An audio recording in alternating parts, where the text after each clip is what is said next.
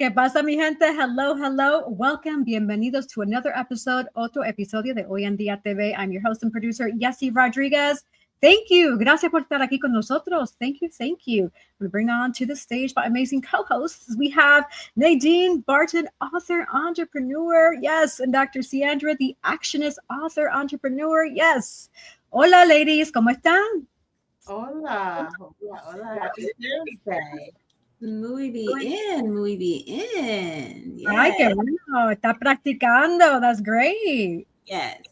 Listen, one of these days I'm going to come on here and I'm going to be fluent in Spanish and you're going to be like, oh my God, I can't believe it. ¿Qué pasó, Nadine? I love it. Yes, yes, yes. You know what? Talking about that was so funny. I got the new S26 Ultra and I was fiddling with the features. And what's really cool is that there's an AI update where you talk to it in your language and then you select the language it wants you can translate it to. And so I was playing with mom and I was saying translating in Spanish. I was talking to her in English and she was hearing me, but then the AI was talking in Spanish. She was like, what just happened? It was so cute. I was like, gotcha. That's a really cool feature, actually. I like that. Technology, I tell you. I love it. So now we can speak to anybody in whatever language, because AI is going to help us. I love that.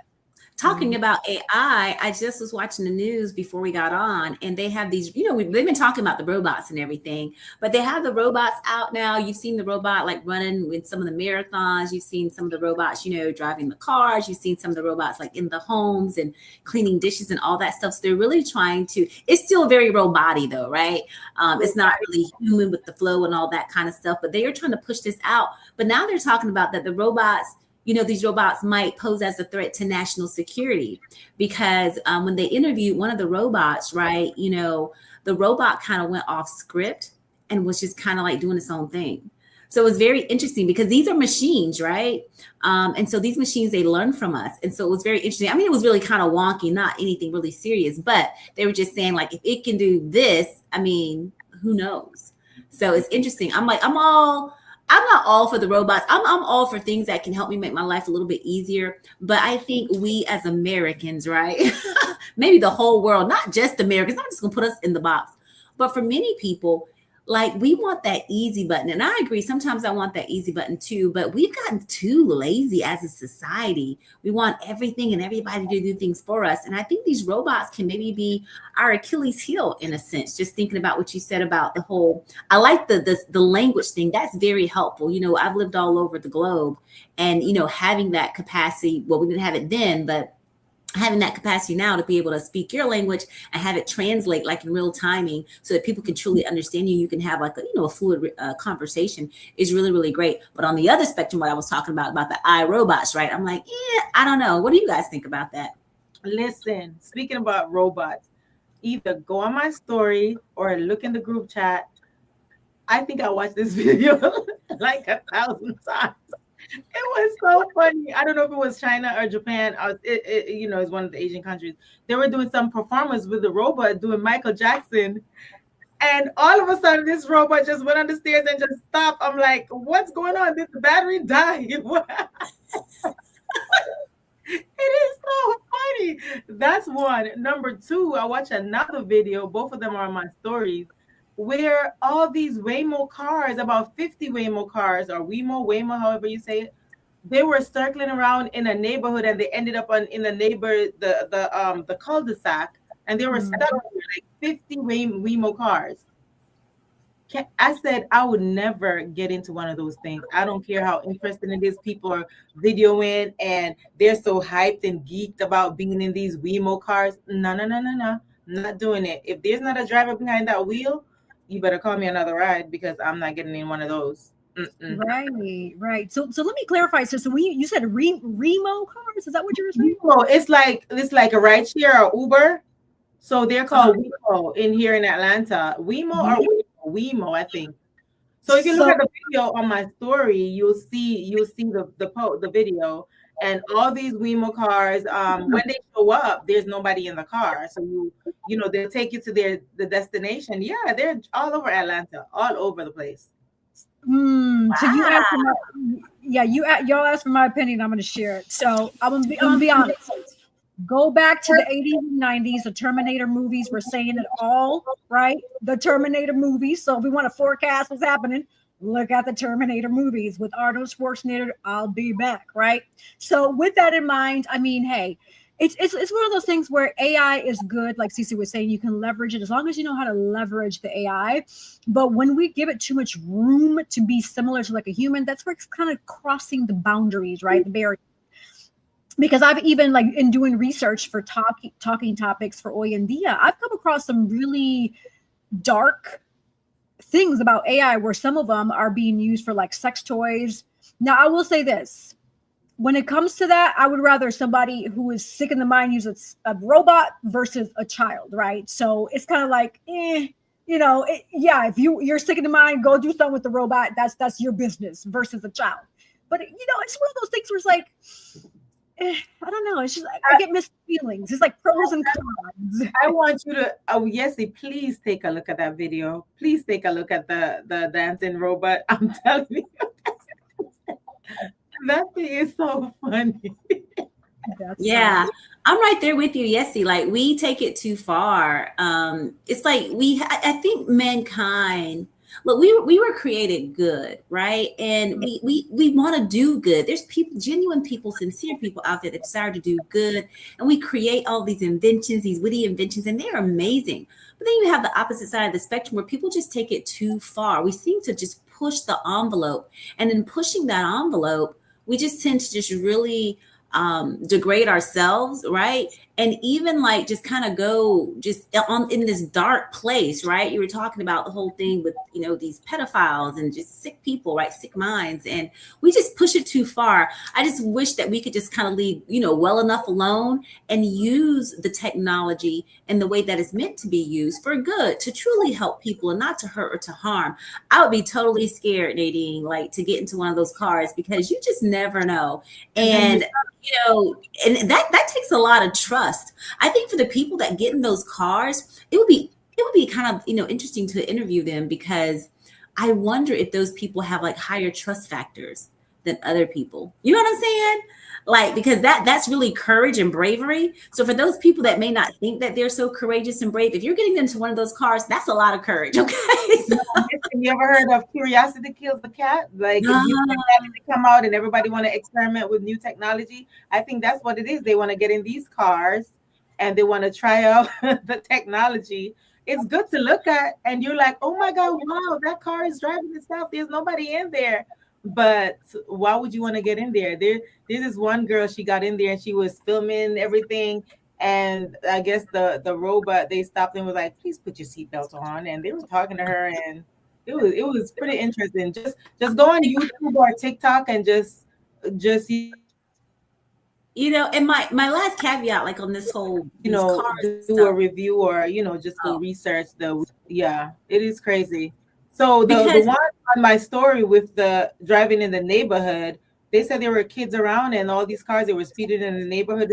The lady said it was about 50 cars stuck in the cul-de-sac. That is crazy. How did that happen? And it's technology, even like on the show here, right? When we have those really good, we always have good juicy shows, but for those ones that are really like, the system will go down, it glitches out, like we lose our sound, like something happens, right? So think about that, like with the car, right? If that happened, right? Because this stuff is all, on satellites, and all the things, right? So I could not do that. I don't think I could. But then listen, imagine you stuck in that car in midsummer, 110 degrees, the car shut down, no AC, and you stuck and you can't get out. Imagine you being stuck in that car in the middle of winter, 0 degrees, and you're stuck and everything shuts down and you can't get out. Then what? No. This is what I will say for that.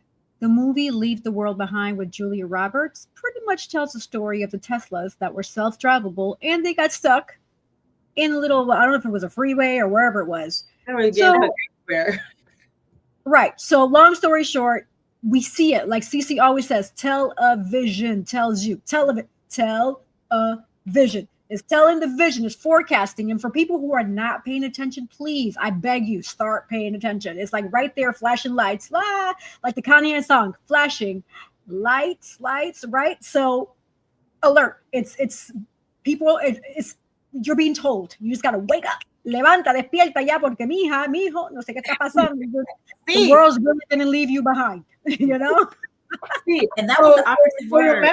Remember with iRobot, right? Like everything was all hunky dory, and the robots were the maids, and if the green light were, you know, the green, everything was on. The green lights came on. That means all good. But when that light went red and they start going cuckoo, what happened?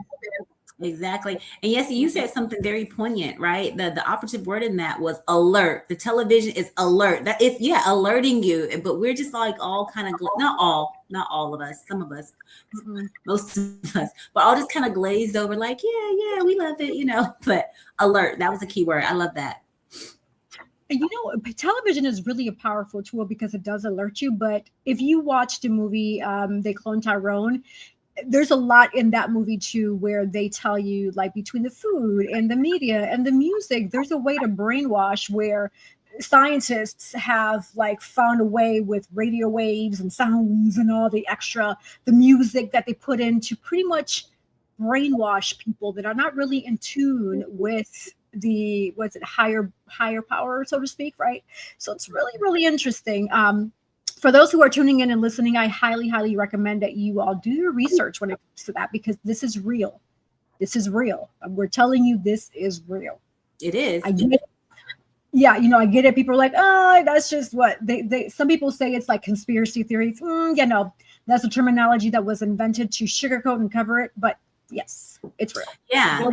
Show you that it's real. All those cars, the Wemos look like it's real. Another car I think I saw in the news a few days ago.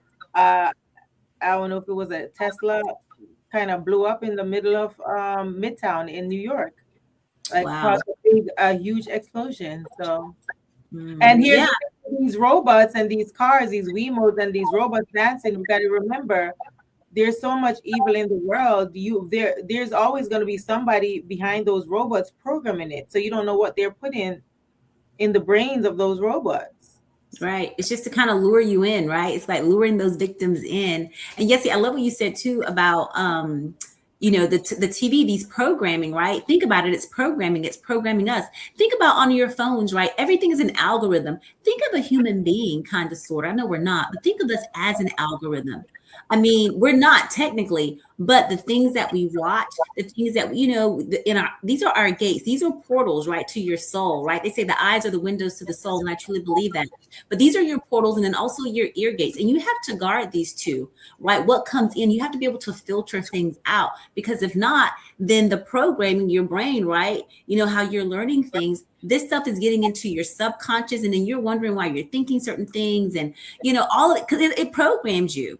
And then you'll see the things like on your phones begin to pop up, because it's an algorithm, because it's the things that you're watching. So they're feeding, right, that to satiate, so to speak, or to even actually have, not even satiate, but to have you crave more. So you do definitely have to watch what you're watching on TV, because everything is a program. And I love what you said about the conspiracy theories, because all that conspiracy theories is like they put that terminology on personnel, right, to make people feel like, you know, they're crazy, and they're not. Because you think about some of the conspiracy theories that people have mentioned, and that stuff actually, it was true. We've seen it come to pass. We've seen the news. We've seen the report. You know what I'm saying? Like it's real hardcore evidence, and it wasn't a theory at all. You know what I'm saying? And so we're being tested. We are the science, right? We are the science for those people, you know, that aren't awake and they're just kind of getting on all these bandwagon. We are the science. We are the beta testing, right? And that was quickly moving and ushering us into this generation of being alpha, because you're like, oh, we've trained them, we programmed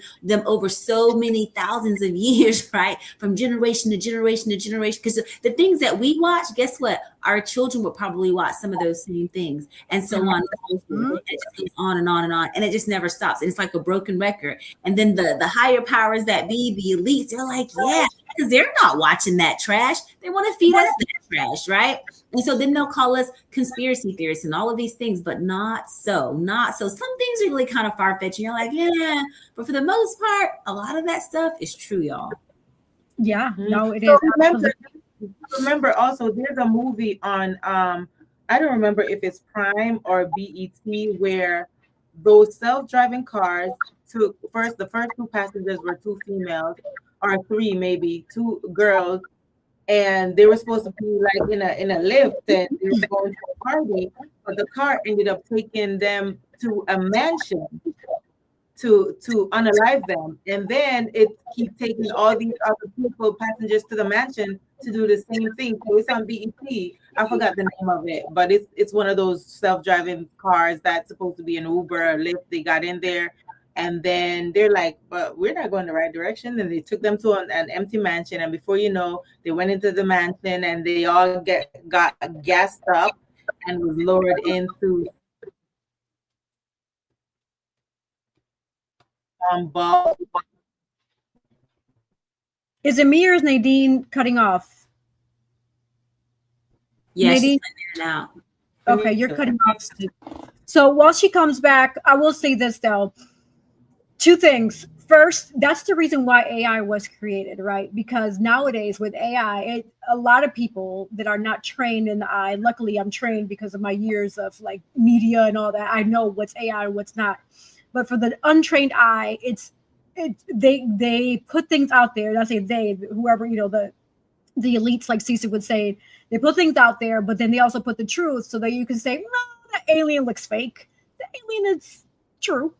Or that water siren looks fake. That's AI. Oh, is it really AI? How do you know? Right. So there's that differentiation where people can't really differentiate because they've made AI so accessible across the world. And even with, let's take it a deeper layer too.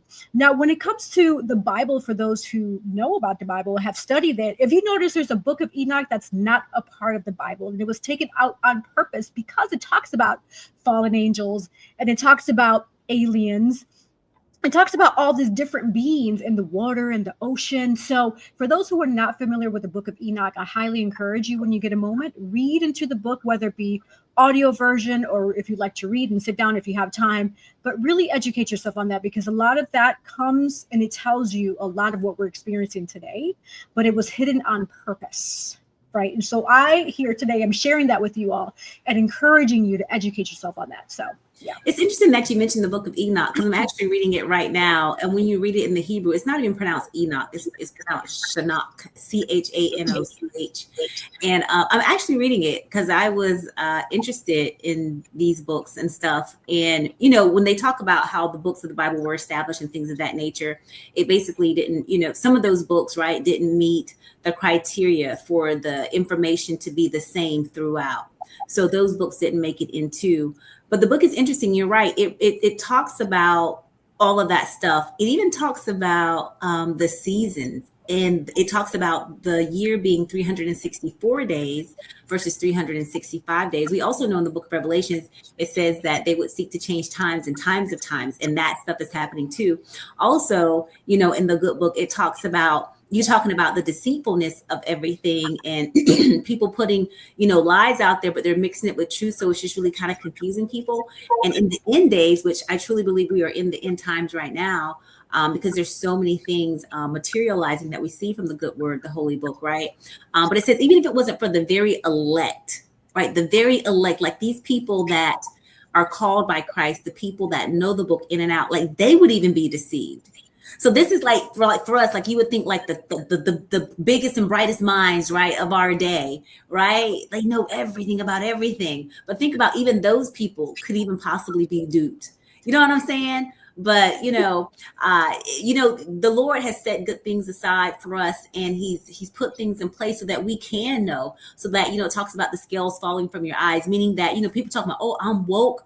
That whole culture, they're like the sleepiest. They're like totally like in comas right now. None of that stuff is wokeness, right? But when the scales truly fall from your eyes and you're able to really begin to see and decipher right truth from false and things of that nature, it's really going to shock you. It really, really is. I'm kind of glad we kind of went that way because, people need to go out and do their research. In the book of Enoch, just for translation purposes, it lists like a lot of the names I was reading. It lists a lot of the names of the wives, like, of different people.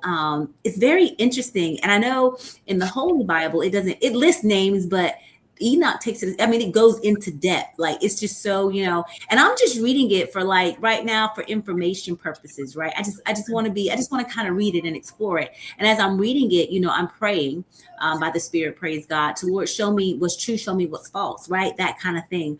But I did want to check out those books. And so the Bible that I purchased, it's very expensive. It's like over a couple of $100. It's the Sefer Bible. And so it has all of those in there. And so you can read them. And so, yeah, like you said, check it out, read it, and kind of see for yourselves. Yeah. It's interesting.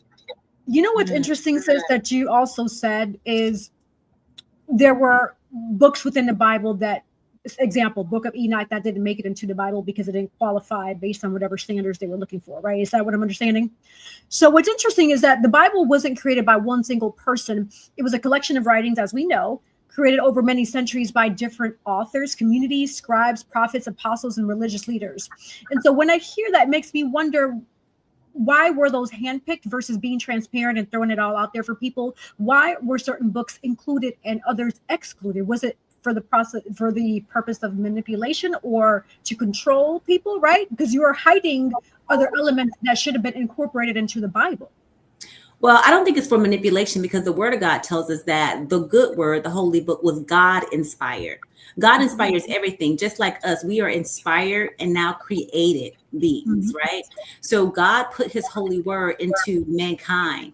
And so people from all over, right, began to write. And these people didn't know each other necessarily. But the things that they wrote, because it is one spirit, because God is a spirit of truth and he is one spirit, right? Whatever he speaks to the church, right, which is his church, his bride, when he speaks it to one, if you're on one accord and one spirit, because God only speaks truth. So when he's speaking to me something in my heart, say about a situation, and you're his child, and he needs you, he's going to speak the same exact thing. We may not even know each other. We might come together, be in a coffee shop and just talking, and you'll be like, you might overhear me talking. You'll be like, oh my goodness, the same thing. You know what I'm saying? It's because there's one spirit. So that one spirit that was God breathed, God inspired, right? That went into, right? Because the book, because it's alive, it's a living, breathing book. That's why when you read it, depending on whatever you're going through in your life, right? Whatever situation, it can speak differently to you, right? If you're having a really hard time in life and you're sad and you're depressed and you're reading the book, it can speak in a certain way to you versus a person that's very happy and life is going great and they're not sad and depressed. It can speak a very different way. And I'm a testimony of that, right? We all are, right? Just depending on what you're going through. So it was God inspired, it was God breathed, and it went into, right, the men that wrote it. And when they wrote that book, they were saying literally the same thing. When you read in the New Testament, right, the four gospels that they say, Matthew, Mark, Luke, and John, when you read it, the text reads the same. You'll see where like John goes into great depth and he writes, it's like, all the stuff. And Mark is very like straight to the point. And, he just kind of like just puts it out there. And just kind of gets it done. And then Luke, who was the physician, right, he writes in another way too, but they are all saying the same thing. And so for the other books, when you read them, and I'm going to, because I don't know this to be true or false. This is what I've read. This is, I've read this. I didn't hear it from anybody. I read this, right?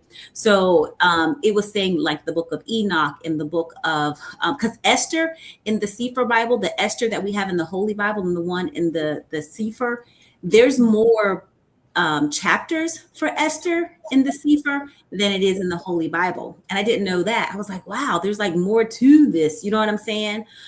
Because where Esther kind of leaves off is where, Esther, she fasts, does all these things. And, the people, they rise up and they fight against, because they're trying to wipe out their race and everything and, genocide and that kind of thing. And they pray and all this stuff. And then basically they hold, fast to the feast and they still celebrate it to this day. And that's kind of like the end of the story. Everything kind of worked out, right?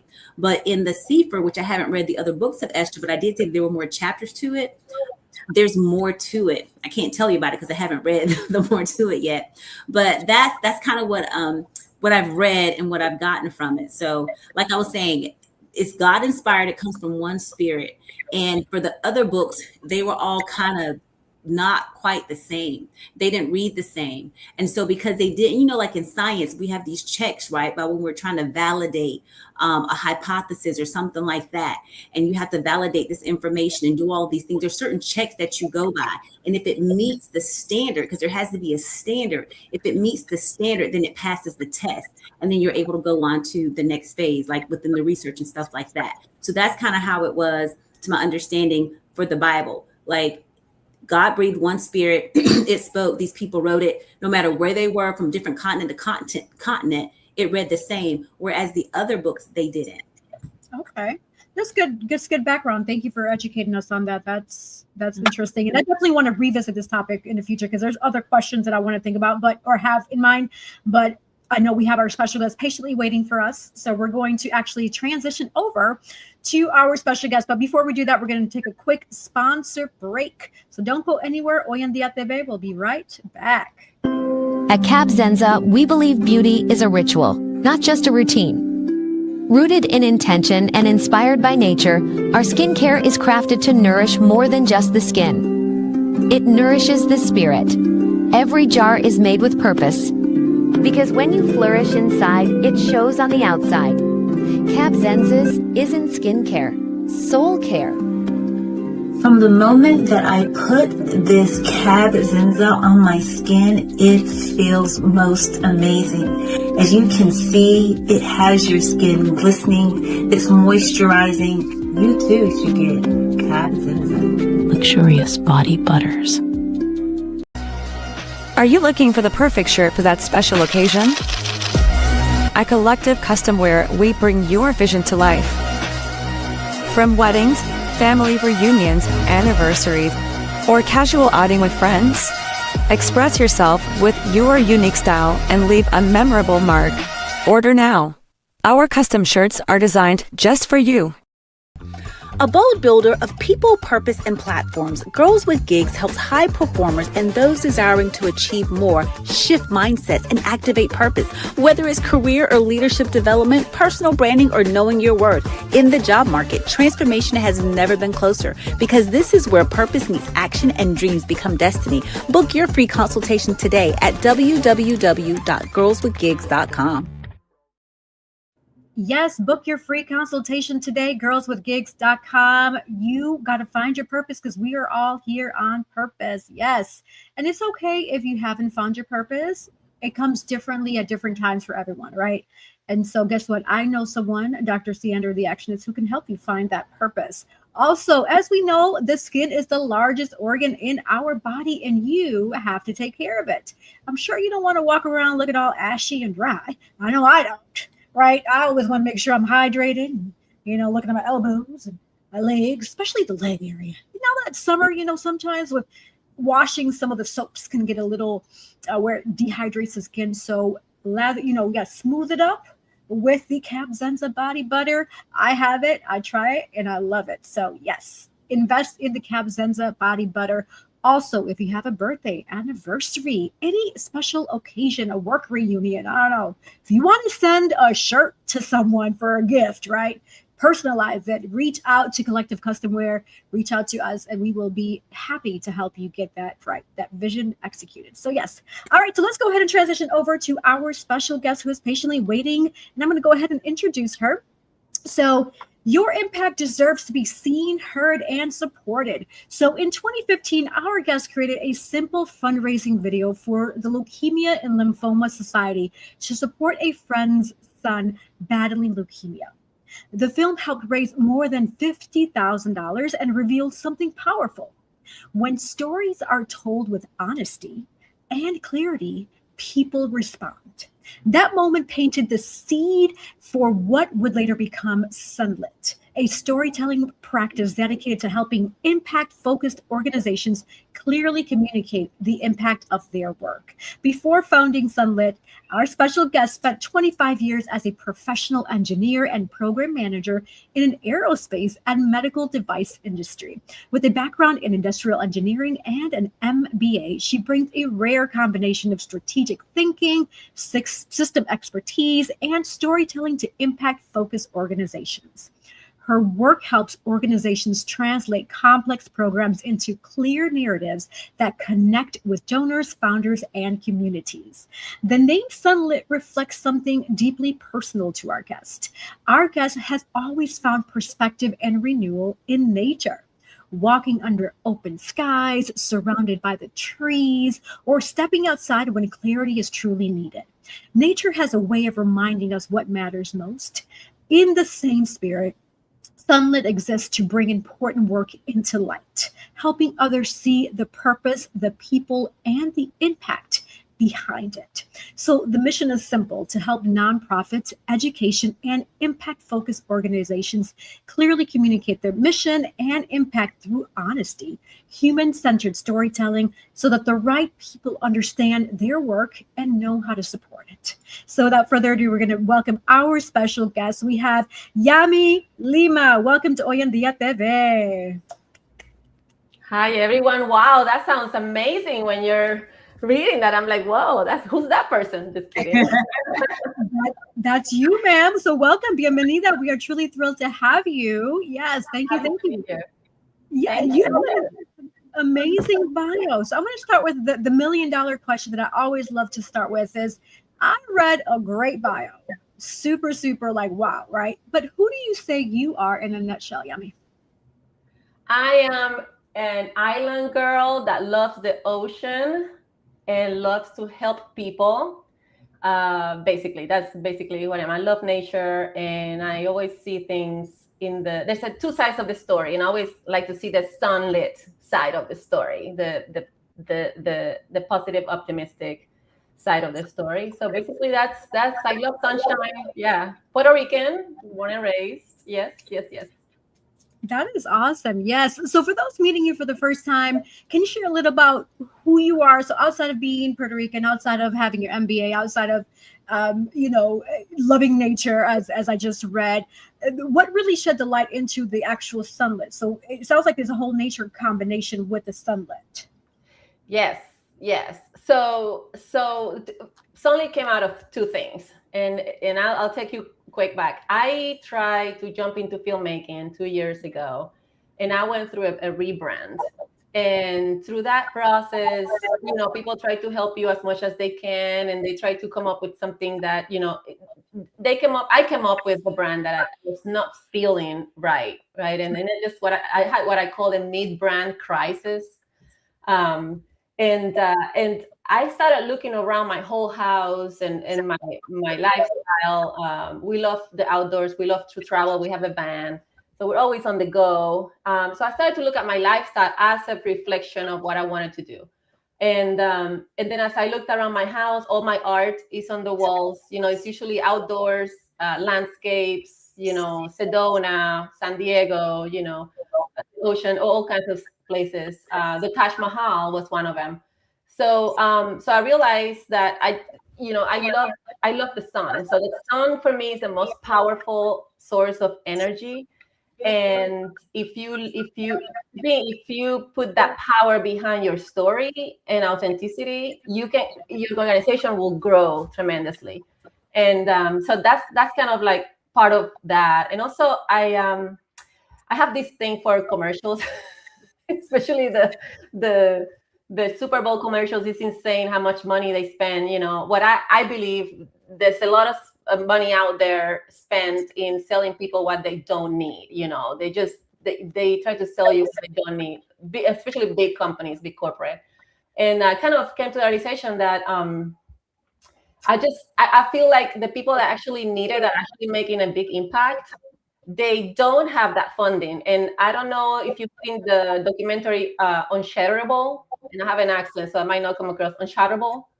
That's one for the list. I will totally recommend for people driving impact focus or nonprofits to watch it. So it talks about the kind of like the discrimination of the for-profit sector versus the nonprofit sector, and how the nonprofit sector gets kind of pushed back anytime they spend money in any type of advertisement or impact advertisement or storytelling, versus the for-profit that kind of sells you all kinds of stuff, and the money, they just spend money, tremendously. So So it came out of those two passions, right? To shining the light on what actually matters became kind of like my motto. So so when I realized that, I'm like, I need to come up with something that truly reflects what I love and the side of the story that I want to tell. And how I look at it is the sun shines on the plants, and the plants feed us.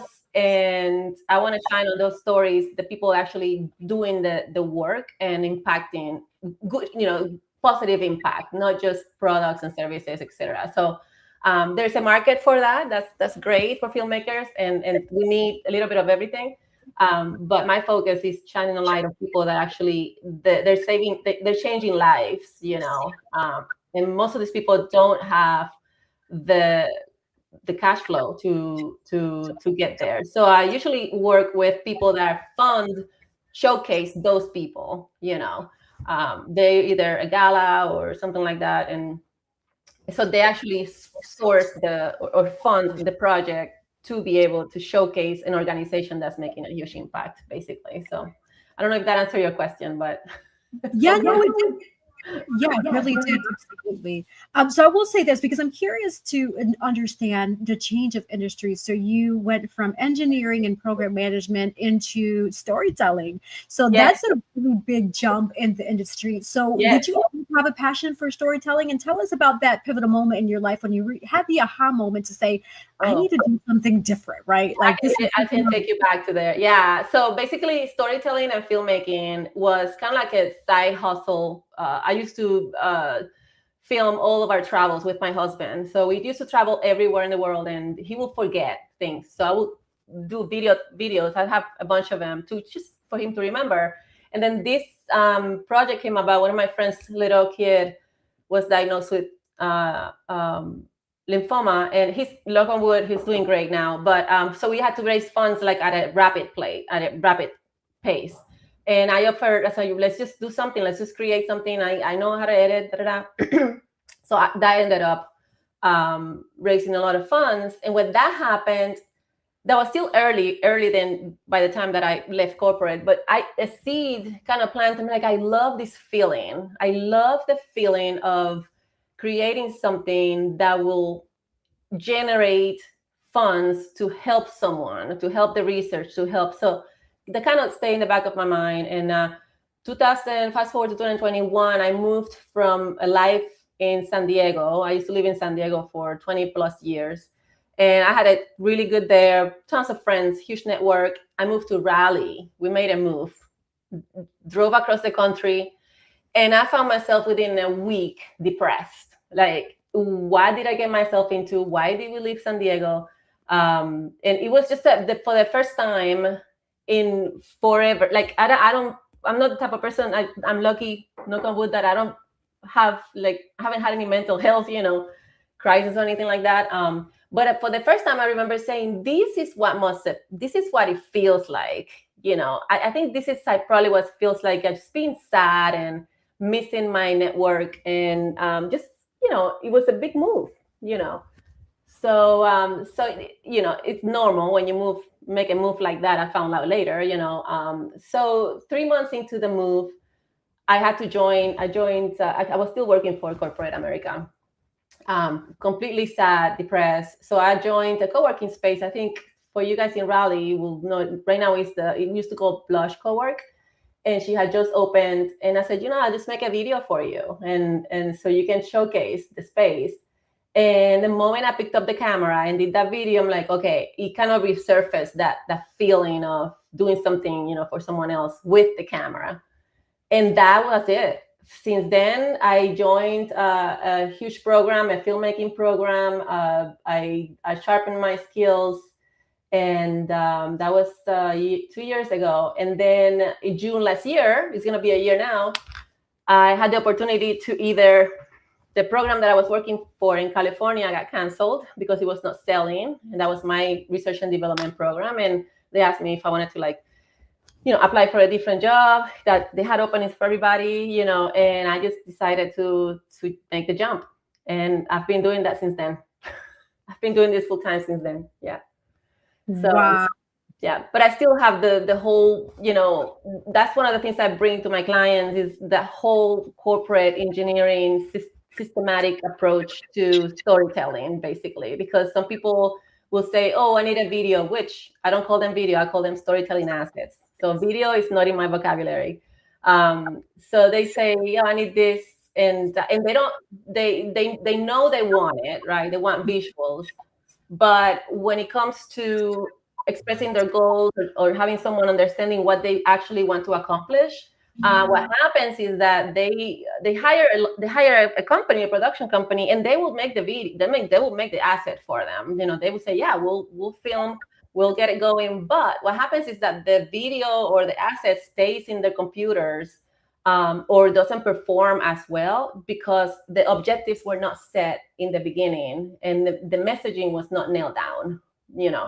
So they end up spending thousands and thousands of dollars. And I've heard horror stories of people that spend, thousands of dollars in visual storytelling and they can't use it, or they use it and they didn't get what they needed out of it. So, so what I do is I just take a step back with them. And sometimes I have to say, you don't need a video or a storytelling asset yet. You need to probably refine your messaging in your website, or you need to, different things, create systems to kind of deliver your message first, and then move to something, visual storytelling, maybe pictures or video or something like that. So I don't jump in and say, okay, let's make a video. I'll kind of take a step back and try to get that right, because the last thing I want them is to spend a lot of money in a film or an asset that doesn't give them the return investment, basically. So. Yeah, no, I love that. Thank you for sharing that. Actually, I have a couple more questions, but I'm gonna hold them to later. I'm gonna spotlight Cece to ask her questions, and then when she's done, Nadine will ask you some questions as well. Yeah. So it's good what you're doing. I like what you said about helping others. And I get what you're saying about with the nonprofits.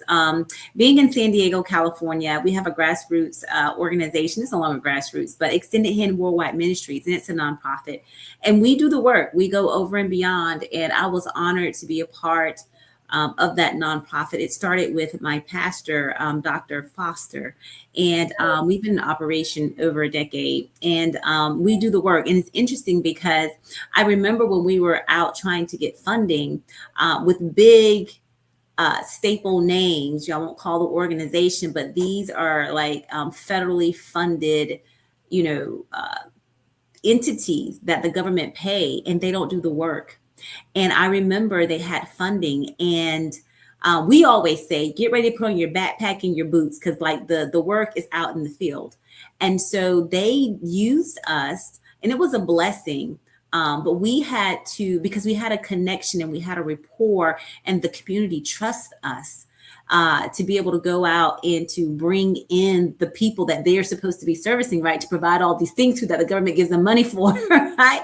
But it was just interesting. It was very eye-opening in that moment to see that, these entities that get big funding from government agencies and state agencies and all this stuff, that they misappropriate funds and they don't do what they're supposed to do. And so they sit behind the desk. And then, when time is running out, the clock is ticking, they have to report all what they've done. They typically go to organizations that are doing the work, but don't get the funding. So what has been like in that? Have you been able to kind of like find a solution as you're bringing light to these stories and things of that nature, to be able to help these organizations that aren't getting the funding, but they truly, truly are doing the work? And I know you doing the documentaries with them and spotlighting them and things of that nature.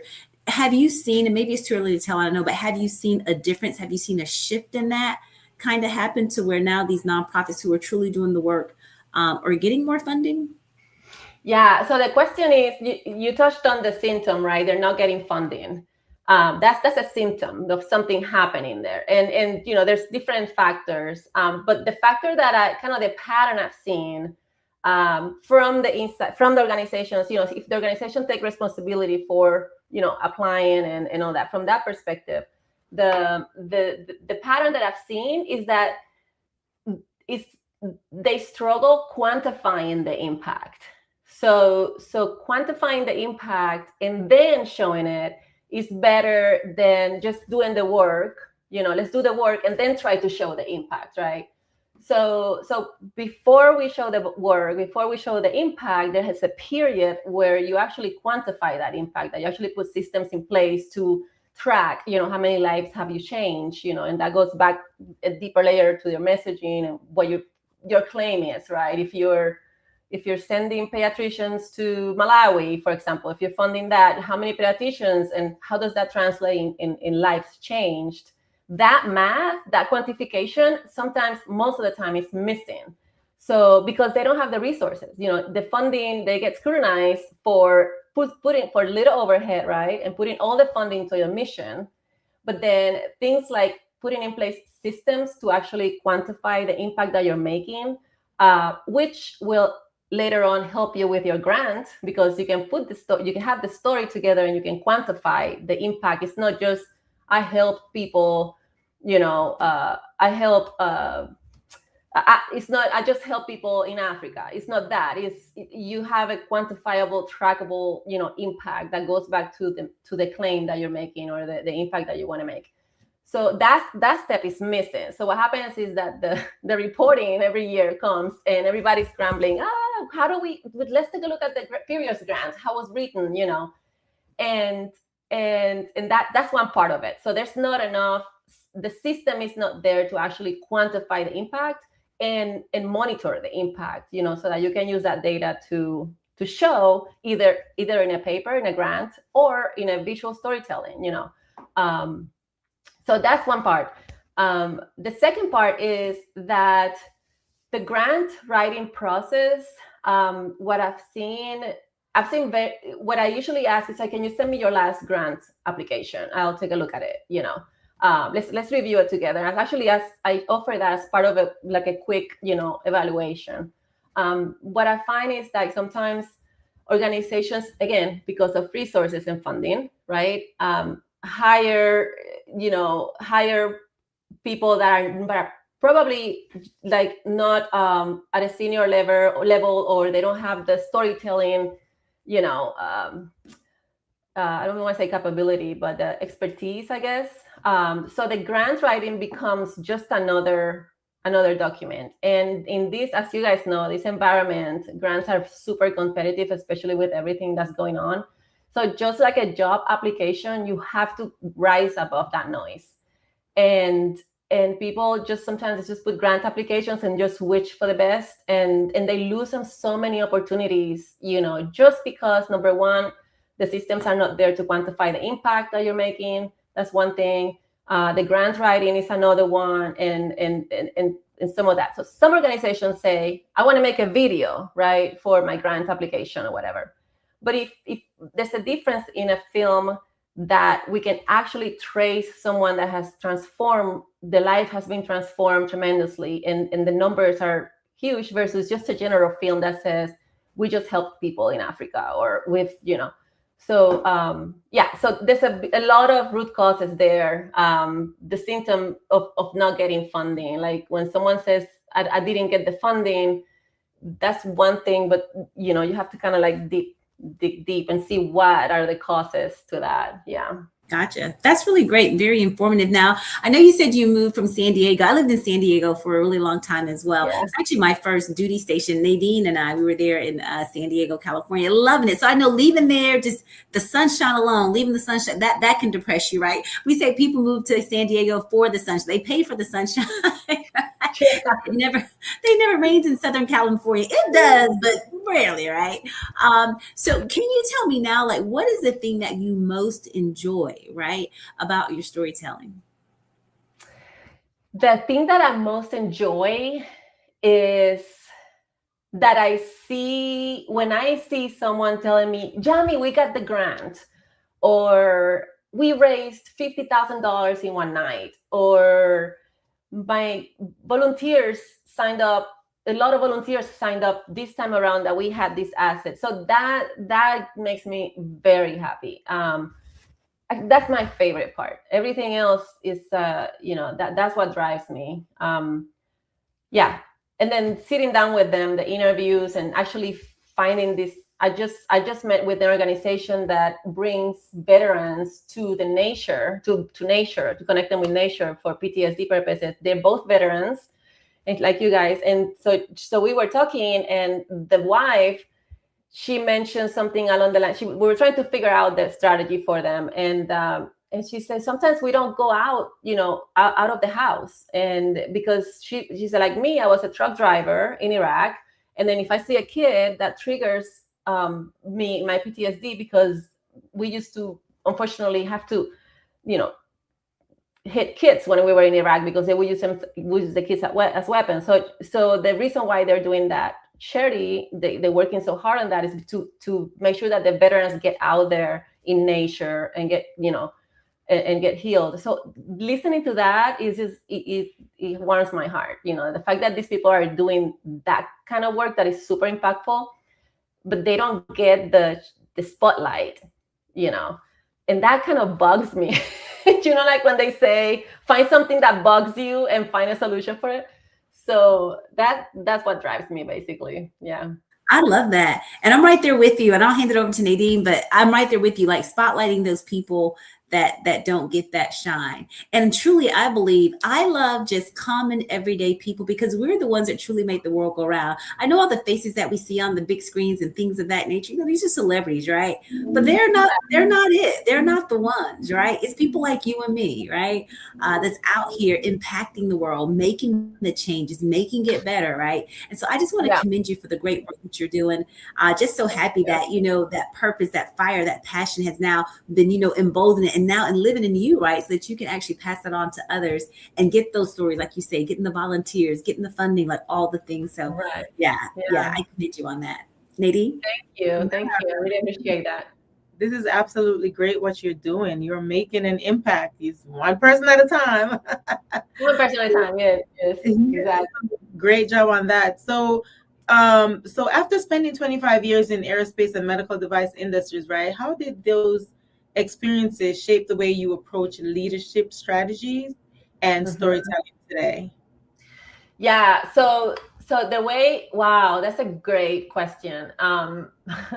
That's a great question. So I was sitting with a mentor a year and a half ago. I actually do work for her now. She was my mentor, and one of my questions was like, what do I bring? Like, how do I merge these two things? This is so, like you asked, Jesse, there are two different things, and my struggle was, how do I bring these two things together? Right, they're completely different. And something to answer your question, something that I learned from my 20, she said, you're not merging them. You need to look at it. The 25 years prepare you for this, so they prepare you for the work that you're going to do in the next 10 years. So those 25 years, you see them not as a career change, right? But as preparation for this. And I'm like, yes, that's exactly it. And one of the things that I've learned from the 25 years, the complexities of money, I used to report to vice presidents, and I used to manage multi-million-dollar programs. And the complexity that comes along with the funding, the way that you ask for funding to different audiences, vice presidents versus human resources manager, right? Vice presidents might need 3 bullet points and that's it, go, versus someone. So those dynamics. And also I learned service leadership. So I really believe in the serving people, instead of kind of dictating or whatever. So I do consider myself as a consultant, because I do consulting also for operations excellence for organizations. But I serve more than, I guide more than just, this is what you have to do. So that I learned early on in my career. But basically just I love the fact corporate was really good to me, and I love my career. I was very happy. I met amazing people, and I learned from different people, different organizations. I worked with the Air Force in Beale Air Force Base. I used to work with colonels, and 4-star colonels, and that was cool, and I know I can use that now, because I will have to meet with those decision makers to convince them, hey, we need to bring this mission to life because of X, Y, and Z, So yeah, I mean, the leadership style morphed without those 25 years, and different strategies, audience strategies when it comes to big money. So that, I think that was, yeah. Yeah, that's very powerful. And plus you're working with the top dogs too. So you're working with colonels and all those people. That's amazing. Yeah. And I know you touched on impact few questions ago when you're talking about you know, the impact that you're making. And as a veteran sitting here, you know, I feel it in my heart, like really, really, really, really deep down in my heart, because when you're speaking about the veterans in Iraq and what they're doing, and I know that you're not just serving veterans, so you know, I'm just speaking on that part because I am a veteran, and I probably feel it a lot more than some people who are not feeling it, who are not veterans. So the phrase "your impact deserves to be seen, heard, and supported" is a very powerful phrase, right? So what does impact personally mean to you, and what legacy do you hope Sunlit leaves behind? Oh, you got the hard questions, Nadine. I am on a mission, and I don't have it here because I switched offices. I had it in my other. This is my daughter's old room, but I hope. Wait, you had two questions. What was the first one? I saw the legacy. What was the first one before the legacy? Your impact deserves to be seen, heard, and supported is a very powerful phrase. So, what does impact personally means to you? What does it mean to you? Impact to me is even if you're going to the post office or to the gas station or to, I get the goosebumps because even someone that needs gas, right? I think impact it starts with your own house, and how do you make the person feel at that transaction or that interaction, either with your husband, so that's impact to me. Do you want to have bad impact or good impact? You choose, right? So that's what impact you know, what I believe, even at home or at work, or how does that person feel after interacting with you, basically? Yeah. That's what impact is to me. Like, how do they feel? Yeah. And that's, you know, and we all humans, we're not perfect, you know, we have our bad moments. But that's one of the things that I strive the most, that when I interact with someone in any type of setting, that by the time I leave, they feel a little bit better, or they energized, you know, little sunshine there, sprinkles. Right. So that's what impact means to me. And it's at the very basic level, like at home. It starts at home. Yes. You know, I see a lot of people out there that they're very, you know, like, I'm making an impact, but then you go into like what happens inside doors, you know, and completely different people, you know what I mean? Yeah. So that's what it means. It means it's consistency across the board and different, you know, interactions that you have with people, living a good life. Yeah, and I know you had mentioned the gas station and just the jewelry a little bit, not to take away from your story, but when you talk about impact and gas station, I remember this young lady, she was paying for gas, and she gave, not in this era where gas is high, it was a different long time ago. So she was buying gas for $5, and I'm like, put 20 on it, you know. But I said $5 can't take you anywhere. And she cried and came and gave me a hug, and I'm like, I wasn't trying to get anything from it, but I'm like, what is $5 gonna do? And, you know, and I just, you know, did that. So I impacted her life in that moment. And she will always remember how that felt. Like, she might not remember your face or something, but she said, I will remember that lady that helped me at the, you know what I mean? So that's what I strive the most. You know, we're humans, so we, like I said, we have our hard days, and sometimes it's kind of like a skill, you know, that you have to kind of. So that's what impact means to me. And then on the other one, what legacy? The legacy. I want to be known, even in my other business, like the consulting business. I help small businesses, kind of operational excellence and, you know, AI integration or whatever. But it's basically removing chaos from your organization, from the operational side. That's what I do, either that side or the Sunlit, which is my main full-time. Yeah. I want to leave a legacy that when people see the word Sunlit, they know, they see thriving thriving organizations are making an impact. So we want to be responsible for the growth of people that are actually making, big impact, doing good things, Right. even nonprofit or nonprofit. If what they're doing actually makes an impact, on positive impact on the world, I want to be the ones who help them do that. Right. So that's basically, if you look at that documentary Unshatterable, and you see the dynamic of, like profit versus nonprofit sector, it's a really good one. I totally recommend it. You see that they struggle to allocate funding for storytelling, and that's the only way sometimes that they can grow, get the funding. So it's a tricky dynamic, but yeah, that's what I strive to do. Right. Well, that's amazing, Yami. You know what? You're not just impacting people's lives, you're lighting people's lives up. So every time I see the sun, I'm gonna be like, that's Yami. She lighting their lives. Yeah, thank you. Yeah, that's I want to put the sunlight underneath, to this little, just imagine the sun and the organization is a little flower. Right. So the sun, the flower keeps growing and growing, so that's kind of like what I see, organization that starts with nothing, and all of a sudden, because we guided them either through the messaging, the grants writing, or the visual storytelling assets to, fundraising. I want to look back and see them grow, kind of. That's amazing. Yeah, I'm sure everybody's going to appreciate that, everybody's path that you come across. So yeah, I'll turn it over to Yessie. Yep. Thank you so much for answering my question.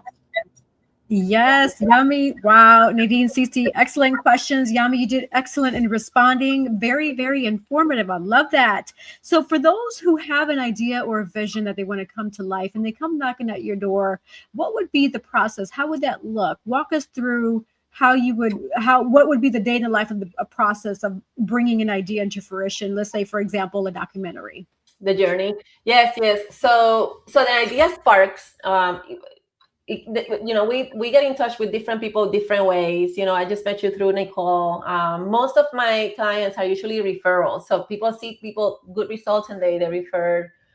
It's kind of odd, but I'm very bad at marketing myself. So I do everybody else.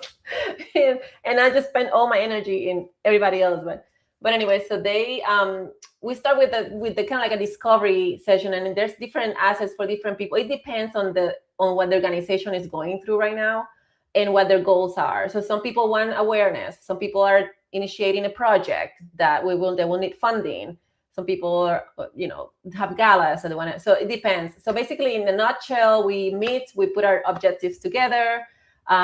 We find, based on the objectives, I have a framework that I use for story arc and story type that will serve each of those objectives. After we create after we meet with the discovery, we find the story, the best story to tell, the arc, and then we do all the creative development, plots, storyboarding, etc. And then, you probably know these two, production plan. After that, we film the assets, we edit them, and then we deliver them. At this point, in the objective side, we could choose to, depending on the organization and their needs, we could choose to help them, or they could choose us to help them to launch strategy. So we are with them for the next 3 to 6 months to kind of track the results based on what we wanted to do, to raise funding or, et cetera. So you kind of call it like a mini campaign. We help them with campaigning. But before we even get there, we look at the messaging, etc. So the goal is, what we want to do is we want to discover as much as we can, so that what they want to accomplish gets done at the most affordable, way possible. So they have a budget. We design a solution based on that budget. But I don't want to touch visuals or picking up a camera if I know that the messaging needs tweaking, so that we can kind of target the right audience for the goal. So it depends. So okay, it's a very customized approach. It's very one-on-one, very. Okay, that's good to know. So I hear funding and I hear customized approach. So when you do the fundraising for the documentary or whichever project, does that mean that whatever your fees are would come from that bucket, or does the client have to pay up front and then on the back end? Yeah. How does the process work? It depends. So some clients actually pay. Like I said, some people actually come to me and they say, I want to showcase this organization, right? So it's a third party. In that case, they will fund from the beginning. They will fund the whole project. No money, no worries about money. They know the return on investment is there, and we still do the same thing to track results. When it's the actual organization asking for help in fundraising, for example, what we could do or what we have done in the past is, depending on their budget, we design solutions and structure them with retainers, and then payments based on the outcome, right? So depending on the outcome of the fundraising, then we can allocate a certain percentage to fund the film. Mine is lower than the actual average, believe it or not. So that has been done in terms of, out of the gross funding, then they pay the assets, and then they use the assets for later usage, and the funding is theirs after that. So we've done that. So it depends. Again, the solution changes with what they need. So we design something around their budget and around their need, basically. Yeah. Okay. Yeah. So is someone listening right now and they don't know their work is making an impact, right? So that's their goal, is to make an impact, but they don't realize that, hey, your work is actually making an impact, but they don't know how to communicate it or execute it. Like, for example, you say you don't market, you go off of referrals, right? So what is the first step that they should take to really bring that story to light? What would be your recommendation or your food for thought for that person? Wow, that's a great question, Jessie. If they could do one thing today, to see if they're making an impact or not, or what are they trying to do? They're trying to find out the impact, or they're doing both. So they want to do, they feel like they're making an impact. They don't know how, but they don't really market or promote. Like, what would be the first approach or step that you would recommend to really making that impact? Like I thought, right? So the first thing I would do is leverage testimonials. So find the stories of like huge transformations that your service or your product is creating on the people that you serve. So there are stories out there. There are people that you have impacted in a huge way. Talk to them and see, can I get a testimonial? Also, start quantifying that. Start quantifying the work that you do in terms of, this month we helped 10 people, and kind of like systematically, right? Start collecting the data. Start collecting data, because there's power in numbers, and at the end of the day, there's a huge difference in a grant that has what we call in the corporate industry objective evidence, right? Than a grant that's just very general in terms. And nowadays, you guys were talking about AI, which I'm going to recommend a documentary. Nowadays, everybody can write amazing grants with AI. It's there. So you can write a grant and send it. You still want to rise above that. And the only way to rise above that is with a strong messaging and a strong positioning yourself with the impact that you're making. And the way to do that is documenting the impact. AI cannot help you with that part, with actually showing the actual people that you impact and transform. So by the way, before I leave the AI thing, there's a documentary that I just watched in Netflix. You guys were talking about the pros and cons of AI. It's called and I can send you the link, Jessie. It's in Netflix. It's called The AI Doc and How I Became an Apocalyptimist. It's out there in Netflix. It's a really good documentary. He brings all the heads for the AI companies, and just watch it. It's really good. It has both pros and cons and what's going to happen. So. Yes, I'm definitely gonna have to watch that for sure. Yes. Yeah. Wow. We are quickly approaching the end of the show. And you know what's interesting is earlier you mentioned that you do music too. Like you have a band, you said? A band? Maybe I misunderstood you because you said you love to travel. And for some reason, I thought I heard you say a van. So we have a van. Yeah. Winnebago. So we do the van living, as much as we can. So we are out most of the time that we travel in the van now that we have a girl. We used to travel international, but then we had a baby and now we roam around in the van when time is, holidays and stuff. So. Okay, well, good. I'm glad I clarified because on my end, I thought I heard band. I was like, that's pretty cool. She has a band too, but a band is fun. Travel all over the world, yes, and make those stops in different states and look at different people and how they interact in their own element. That's pretty interesting. That would actually be another interesting documentary if it doesn't exist. Is like in your journey throughout like the U.S. documenting like how different people are in different states. So how people are in Wyoming compared to California, compared to Texas, compared to New York. That's a really interesting and very good documentary because that was one of my struggles when I moved to North Carolina. It was, and it was a huge culture shock. And now I'm good. It's 5 years after, and I'm okay. I'm not going back to California. But yeah, it's completely different, and the transition and the adaptation of a different culture is a whole different monster. So yeah, people are different everywhere. Absolutely.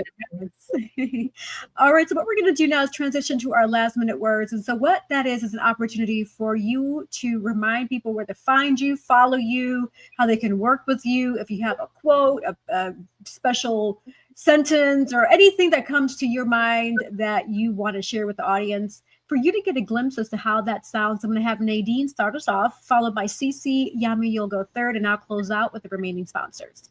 Okay. Absolutely. So as you guys know, my name is Nadine Barton. As you see on the screen, you can find me on Facebook or on Instagram at NadiaB_1202, NadiaAB_1202. And like I always say, life is 10% of what happens to you and 90% of how you react. And if you'd like to get any of my books, you could go to NadineBarton.com. I love it. I love it. So, hey, I'm your girls, the Empathy Actions with Inspire for Purpose, and also Girls with Gigs, where we equip, empower, and help you execute your mission, right? We are your solutionists. I always like to say, remember, nothing positive ever came from negative thinking. So think on the things that are good. Think on the things that are pure. Think on the things that are lovely and just. Anything that's praiseworthy of any virtue, think on those things. And as always, love and light and inspire for purpose. Wow. You guys, I'm so honored to be here with everybody here. It's great energy. So I have both one personal and one professional. The one personal, I always go with these 5 values, kind of like verbs that I live by. You can find in my Instagram. Everywhere I go, I use this. Explore, learn, love, live, and share. So those are kind of like my values. Always explore, always learn. Doesn't matter all the angles, there's different stories. Learn them, the critical thinking. Always love and live your life to the fullest and share it, because that's, again, the legacy. And then for work, my motto is you're making a difference. Let's show the world. Basically, that's my motto. You can find me at sunlitstory.com. That's going to change to Sunlit Narrative in the next couple of weeks, but it's still going to be routed. So sunlitstory.com, Sunlit Storytelling on Instagram, and yeah, let's show the world. That is truly, truly amazing. Well, before I say my last minute words, I'm going to take a quick sponsor break, so don't go anywhere. Hoy En Día TV. We'll be right back. Sponsored by Collective Wear. Available at www.yessirodriguez.com/shop and myrod-enterprise.com/shop.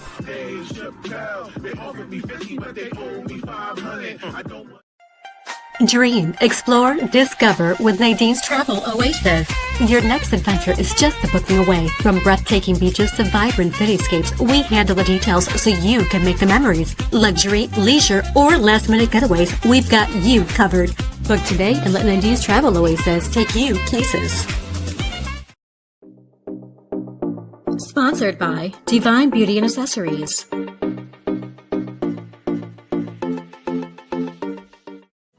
Watch Hoy En Día TV, Thursday, 7:30 p.m. Yes, shout out to our sponsor, Collective Wear, Nadine's Travel Oasis, Divine Beauty and Accessories. Hey, summer is here. I'm sure the kids are going to go on break. You might be wondering, where should I take the kids? Go knock at Nadine's door. She will help you get that right and get those trips booked today. Yes, she will give you some ideas because, sometimes we just run out of ideas, parents. We're like, I don't know where it takes little Tommy and little Susie, right? So Nadine, I'm sure she'll have some tricks up her sleeve, right, Nadine? Also, yes, Hoy En Día TV rerun. So in case you missed today's episode, it's A-okay because it's here to watch, right? You can watch it on Instagram, you can watch it on YouTube, you can watch it on Facebook. You can also listen to us, and reruns take place Sundays at 7:30 p.m. So yes, tune in to Hoy En Día TV. If you missed past episodes, it's okay because they're all available for you to watch. So thank you all in advance. Shout out to all of our sponsors, all of our viewers and listeners. Also, for me, for those who want to find me, it's really simple. All you have to do is go under Google, type in Y-E-S-S-E, Yessie Rodriguez. I'm Googleable, yay, Also, want to give a big shout out to Cece, who was with me this past weekend at the Carolina Fashion Awards. We did amazing. It was so much fun. We were able to connect and interact. It was actually a live session for Hoy En Día TV, and it's actually available to watch as well. So if you missed it, again, it's okay because you can watch it, right? But we had lots of fun, great networking opportunity, and some of those guests are actually going to be here with us later on through the year. So yes, you got to tune in for those as well. And for those who want to be a guest on Hoy En Día TV, or you want to be a sponsor, you want to send us an email, hoyendiatv@gmail.com, hoyendiatv@gmail.com. It is at the bottom of the screen. So, hey, we welcome you with open arms. My last quote here: the sky is never the limit because the galaxies are endless. Thank you all. Buenas noches. Hasta pronto. Take care.